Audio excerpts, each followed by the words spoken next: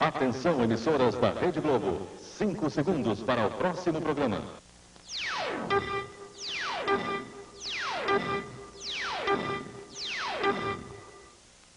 Jornal Nacional.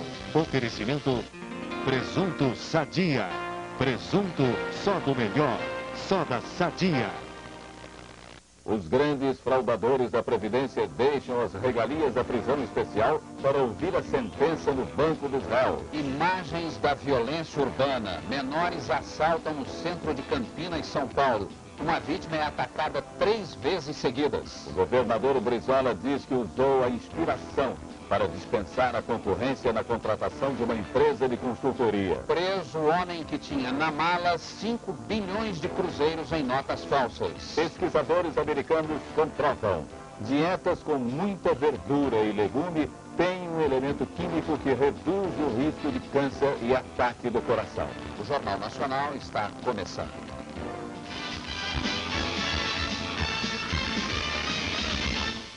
A máfia da Previdência tenta manter as mordomias da prisão especial. Os fraudadores do INSS foram hoje ao Fórum do Rio. Eles ouviram a sentença que condenou 14 advogados e um juiz pelo roubo de 300 milhões de dólares. A Justiça decidiu mandar os fraudadores para a prisão comum. A máfia da Previdência, já condenada pelas fraudes, cumpre pena em prisões especiais com direito a mordomias. Tem conforto e circulam livremente sem escolta. Hoje, num batalhão da Polícia Militar em Niterói, os fraudadores do INSS se preparavam para sair. Tentavam evitar as câmeras. Dos alojamentos, retiravam os últimos objetos das janelas. Os 14 advogados deixaram o batalhão num ônibus da polícia e esconderam o rosto a caminho do fórum. Os fraudadores foram escoltados até o Tribunal de Justiça. O ex-juiz Nestor José do Nascimento chegou logo depois. Na audiência foi feita a leitura da sentença. Eles estão condenados a penas que variam de 10 a 15 anos de prisão, perda dos cargos públicos e confisco dos bens. Os advogados de defesa disseram que vão recorrer pela última vez. Depois da audiência no fórum, os fraudadores voltaram para as prisões especiais. Os advogados de defesa têm agora 15 dias para recorrer da sentença. Se não conseguirem ganhar na justiça, os fraudadores do INSS serão transferidos imediatamente para uma prisão comum. Tensão e medo em Altamira, no interior do Pará. Garotos de 8 a 13 anos de idade estão sendo atacados e violentados. 5 já morreram.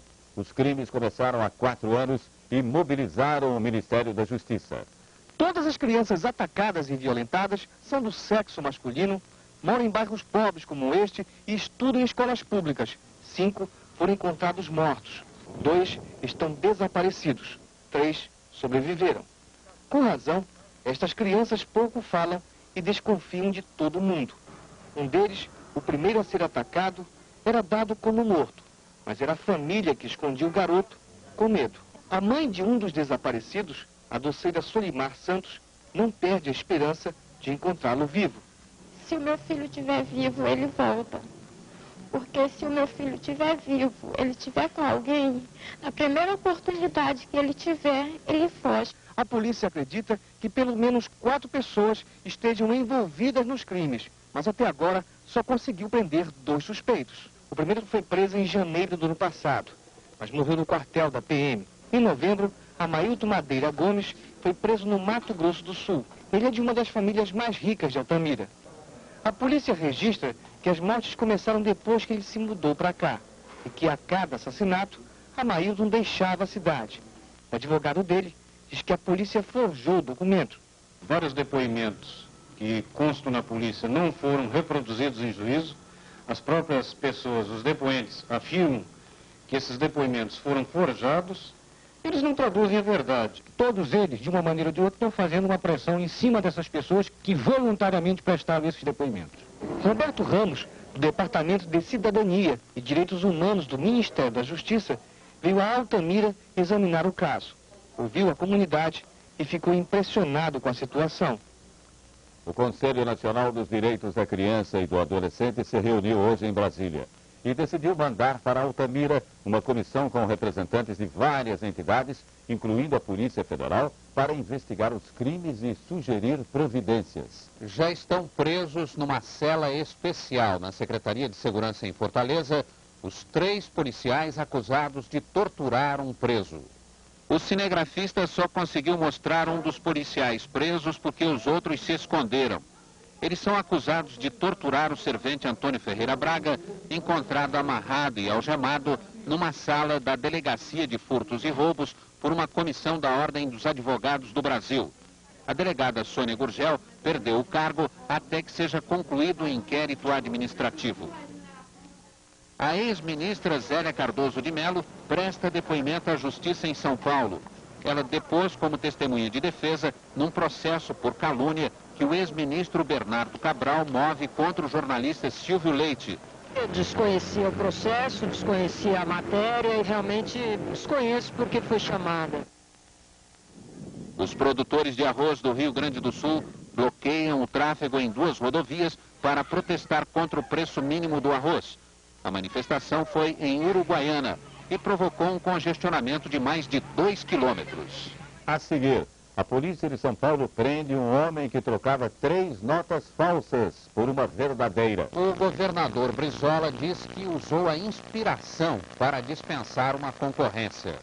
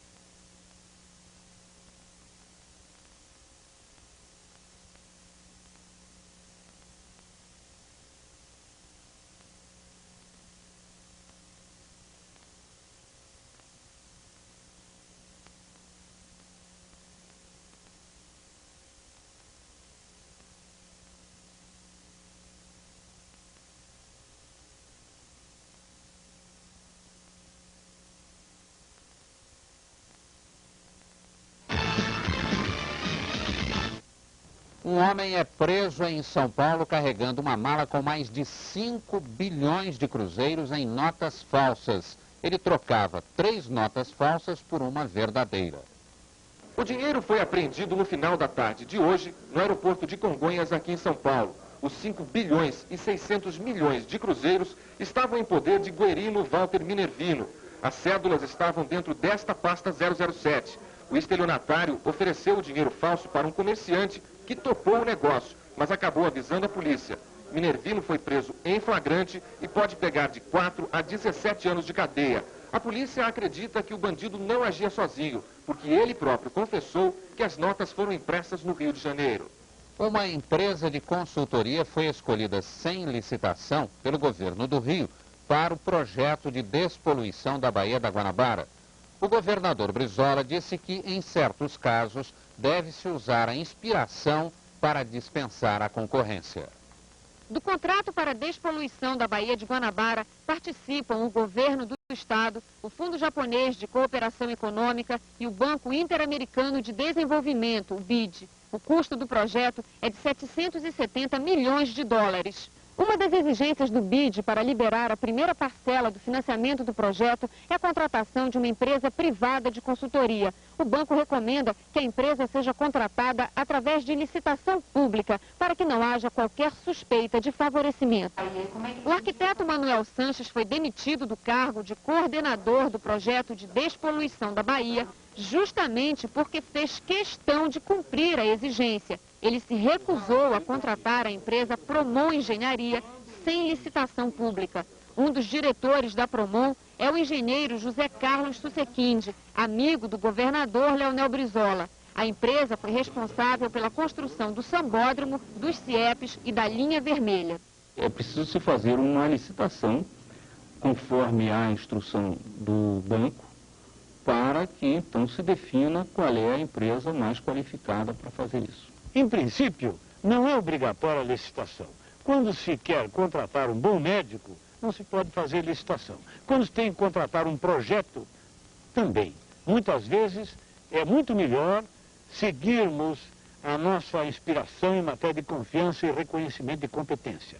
A Promon confirma que desde janeiro de 93, um de seus diretores, José Carlos Susequinde, coordena projetos do programa de despoluição da Bahia, mas garante que a empresa nunca pressionou o governo do estado para a obtenção de contratos.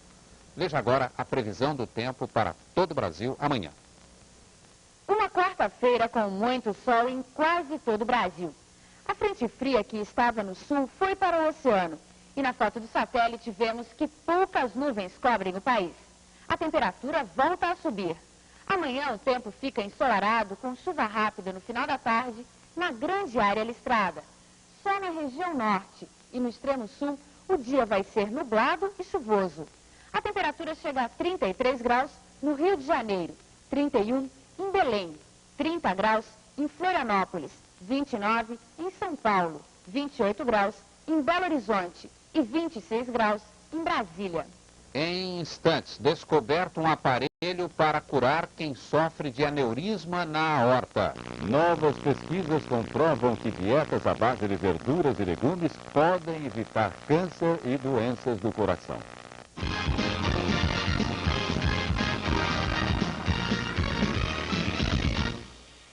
Dá gosto estar assim com Arisco. São produtos que vocês vão adorar. Por isso eu e Arisco estamos assim, ó, juntinhos. Estamos aqui ao lado do Marcelo Serpa, que vai tentar descobrir qual desses dois refrigerantes é o Guaraná Antártica normal e qual é o Guaraná Antártica Daia. Garçom, por favor, vamos servir o Marcelo Serpa, que não está vendo absolutamente nada e vai tentar diferenciar o gosto. Marcelo, primeiro com a mão direita. Isso mesmo, Marcelo não está vendo nada. Agora com a mão esquerda, por favor. Marcelo, qual é o Guaraná Antártica Daia? É esse aqui. Guaraná Antártica Diet. Mude para o sabor. E não mudou. A abelha rainha põe 1.500 ovos por dia, sabia? Pesquisa escolar, né? É. Precisam de mim? Não, mãe, aqui tem tudo. É super fácil de consultar. Chegou a Enciclopédia Ilustrada do Estudante Globo. 1.500 assuntos organizados de um jeito que dá vontade de consultar cada vez mais. Em apenas 10 semanas, a solução para a pesquisa escolar. Enciclopédia Ilustrada do Estudante. Só podia ser da Globo. Depois dessa enciclopédia, eles não precisam mais de mim.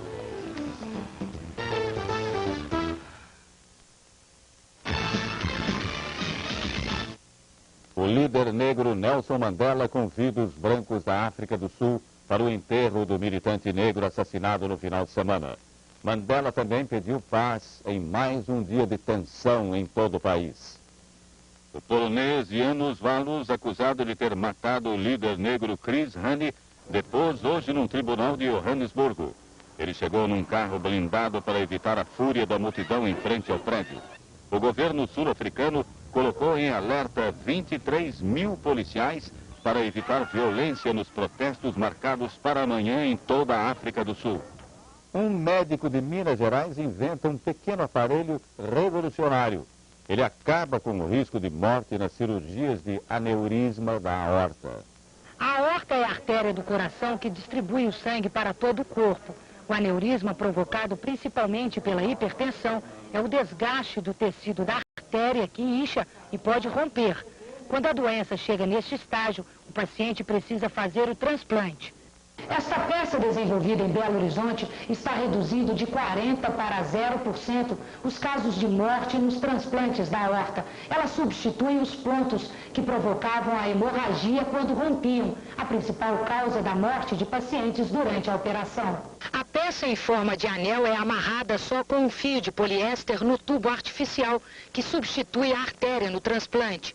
Criado pelo cirurgião Rodrigo de Castro Bernardes, o anel é feito com um material importado, parecido com plástico. O médico ganhou o Prêmio Nacional de Cirurgia Cardíaca e vai apresentar a peça em setembro no Congresso Internacional na França. O anel também reduz o custo da cirurgia em mais ou menos 40%, proporcionando uma recuperação mais rápida para o paciente. Este lavrador já teve permissão médica para voltar ao trabalho uma semana depois da operação. Do mesmo jeito que eu vivia trabalhando, eu quero voltar, se Deus quiser. Porque eu estou completamente novo. Novas pesquisas comprovam: as dietas à base de legumes, verduras e frutas ajudam a evitar doenças que vão do câncer aos ataques do coração. O jornal New York Times de hoje revela uma descoberta obtida com análise da urina dos que seguem uma dieta japonesa rica em soja, legumes e verduras, especialmente o repolho. Segundo a Academia Nacional de Ciências dos Estados Unidos, os alimentos vegetais têm ingredientes químicos que impedem o crescimento dos tumores cancerígenos. E um elemento específico, o genistein, que aparece na soja e no repolho, impede o crescimento dos vasos que alimentam os tumores.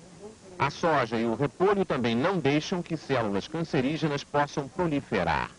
Alimentos antioxidantes, como a cenoura, o tomate, o brócolis e aqueles que têm vitamina C, evitam não apenas o câncer, como a produção de colesterol e, portanto, fazem bem ao coração. Sempre se soube que uma dieta de legumes, frutas e verduras era mais saudável. Sempre se soube que os japoneses têm menos câncer na próstata que os ocidentais, mas nunca se soube bem por quê. A descoberta desse elemento químico, o genistein, talvez seja a explicação que estava faltando. A Comissão de Finanças da Câmara aprova a atuação do advogado-geral da União, José de Castro Ferreira. Ele foi hoje ao Congresso se defender das acusações de que teria favorecido empresas de exportação.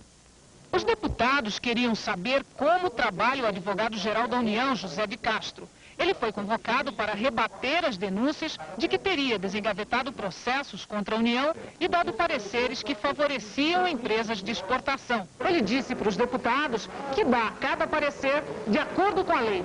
Ao examinar o direito, eu examino o dinheiro. São coisas que não têm a ver uma relação entre si. Porque se eu fosse examinar se o governo pode ou não pagar para dar um parecer, eu acabo dando um parecer injusto por falta de caixa. A caixa do governo é para o ministro da Fazenda. O meu é dar os pareceres de acordo com a lei. O aspecto positivo da visita dele é uma nova postura da Advocacia Geral da União, que é a não defender cegamente a União. Foi algo muito positivo para o próprio governo. Foi transparente e ficou clara a honestidade da consultoria em alguns casos que foram levantadas dúvidas.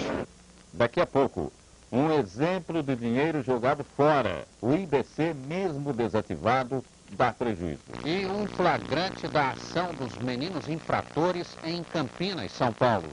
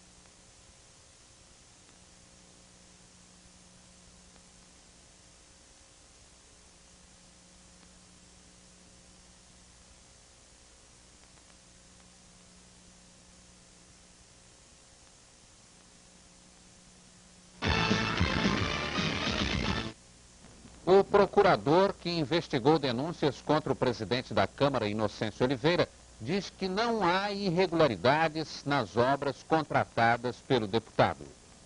O presidente da Câmara explicou que os contratos entre o Departamento de Obras e particulares são comuns. Ele garantiu que não usou de qualquer tipo de pressão para conseguir que fossem furados poços em suas fazendas e em um hospital.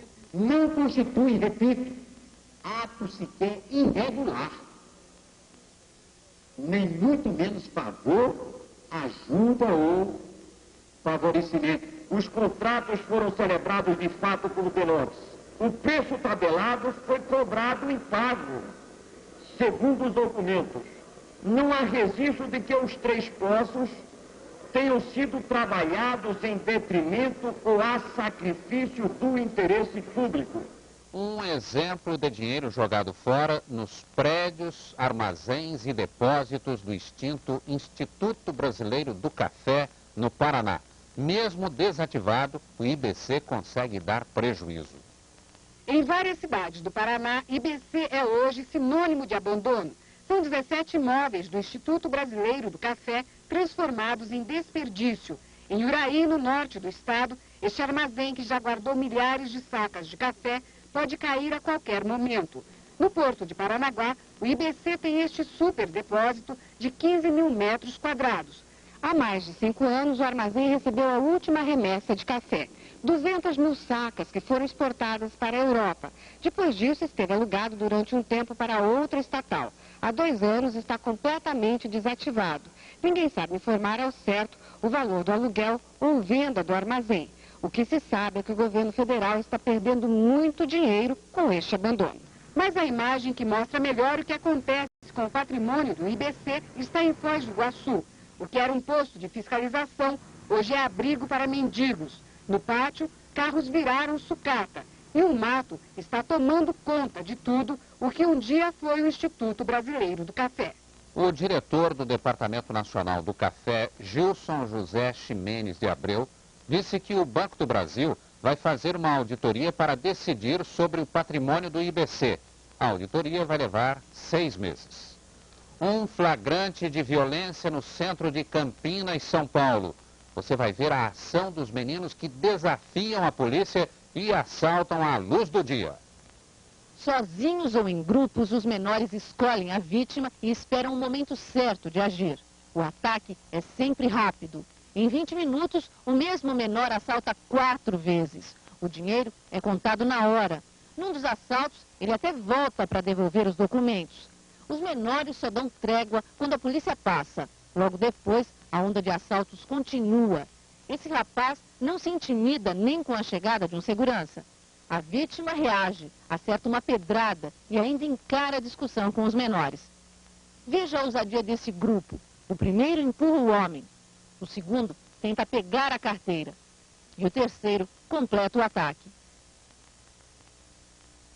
O policiamento foi reforçado no centro de Campinas para acabar com a ação dos meninos de rua. A repórter Ellen Sack mostra como está a situação neste momento na cidade. Bem, não havia nenhum tipo de policiamento fixo aqui no terminal de ônibus de Campinas. Mas hoje, durante todo o dia, 2 viaturas da Polícia Militar fizeram a ronda por aqui. Nesse momento, enquanto uma das viaturas fica parada naquele ponto, a outra fica circulando pelo centro. A intenção da Prefeitura é manter aqui 2 equipes 24 horas por dia. Afinal de contas, esse é um dos pontos mais movimentados de Campinas, por onde passam diariamente 110 mil pessoas. E esse tipo de crime invisível para as estatísticas está deixando a população da cidade cada vez mais indignada. Evan Sack, de Campinas. Veja a seguir, uma feira antecipa o futuro das telecomunicações. O braço mecânico da Discovery resgata um satélite no espaço.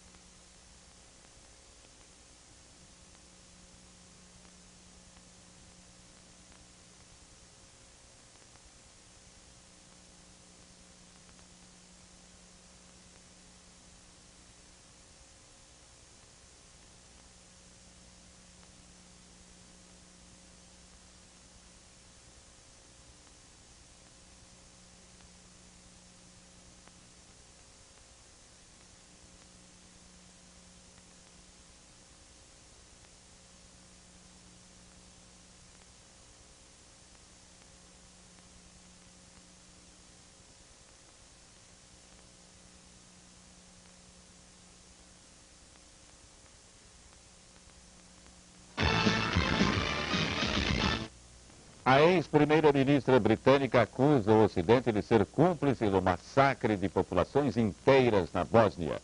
A Dama de Ferro disse hoje em Londres que é preciso dar armas aos muçulmanos para que eles possam se defender.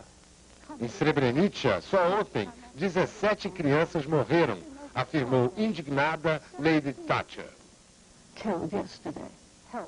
O auxílio humanitário não funcionou. Vamos dar cobertura aérea e bombardear alvos no solo se necessário. É preciso estipular um prazo para os sérvios da Bósnia assinarem o plano de paz aceito pelos croatas e muçulmanos. Não por acaso, a ex-primeira-ministra britânica fez todo esse barulho no dia em que o general francês Morillon começa a se despedir da Bósnia, removido pelo governo francês.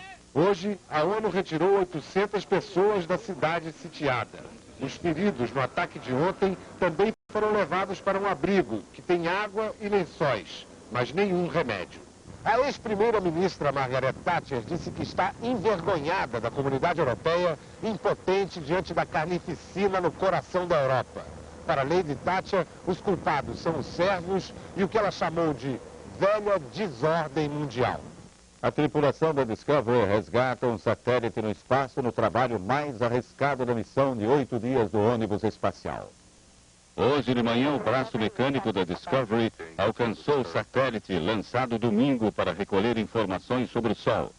A tripulação não poderia falhar no resgate porque o satélite de 6 milhões de dólares será usado em outras missões. Uma forte neblina provoca um acidente com 70 carros na Alemanha. A autoestrada que liga Stuttgart a Munique ficou interrompida. 36 pessoas ficaram feridas. Ninguém morreu. A turbulência a 10 mil metros de altitude provocou os estragos na asa esquerda do jumbo que levava o ex-presidente americano George Bush ao Kuwait. O jato fez um pouso de emergência no Texas e o ex-presidente foi obrigado a adiar a viagem. Uma feira antecipa o futuro das telecomunicações. 70 expositores do Brasil, Estados Unidos e Canadá mostram em São Paulo como o homem pode vencer as distâncias com a ajuda da tecnologia. Na área das telecomunicações, o ano 2000 já chegou. Numa feira internacional de telecomunicações, os satélites não poderiam ficar de fora. Com tanta tecnologia, o Brasil não poderia estar em melhor caminho. O Brasil está realmente se interligando com fibras ópticas e está interligando através de cabos submarinos ao Mercosul, à América e à Europa. As caras e desgastantes viagens de negócios são coisa do passado diante da teleconferência. Os executivos conversam sem sair do escritório. A câmera vem acoplada à própria TV. A realidade cada vez mais perto da ficção. O que antes não passava de uma conversa ao pé do ouvido, agora é de viva voz. Cara a cara, olhos nos olhos. E se o tempo e a distância ameaçam a velocidade do trabalho, não tem problema. O que aqui se escreve agora, agora se lê do outro lado. E se alguma coisa estiver errada, é hora também de corrigir, sem deixar para depois, sem tempo perdido. Recados urgentes no meio do caminho? Basta escrever a mensagem no computador pessoal, discar pelo telefone celular e pronto. O texto sai direto no fax. Aliás, telefone celular é a febre da exposição. Todo mundo passeia e fecha negócios com ele. Você vai gostar muito dele. Boa noite. Boa noite. Amanhã, o novo presidente da OAB, José Roberto Matorfio, é um dos entrevistados do Bom Dia Brasil, às 7 da manhã. Jornal Nacional. Oferecimento Presunto Sadia. Presunto só do